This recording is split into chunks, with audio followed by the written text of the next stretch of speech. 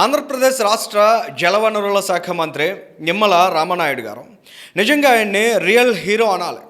కమిట్మెంట్కి care of అడ్రస్గా ఆయన కనిపిస్తున్నారు.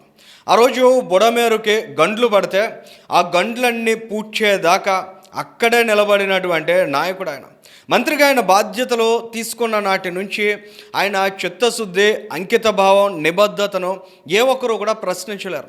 చంద్రబాబు నాయుడు గారు ముఖ్యమంత్రిగా ఆంధ్రప్రదేశ్ రాష్ట్రాన్ని ప్రగతి పథాన పరుగులు పెట్టించాలని ఏ స్థాయిలో కష్టపడుతున్నారో అదేవిధంగా నిమ్మల రామనాయుడు గారు ఆంధ్రప్రదేశ్ రాష్ట్రంలో సాగునీటి ప్రాజెక్టులన్నిటినీ వీలైనంత త్వరగా వేగవంతంగా పూర్తి చేయాలనేటువంటి పట్టుదలతో మంత్రిగా బాధ్యతలు చేపట్టిన నాటి నుంచి కృషి చేస్తున్నారు. నిన్న ఆయన వెలుగొండ ప్రాజెక్టు సందర్శనకు వెళ్ళారు.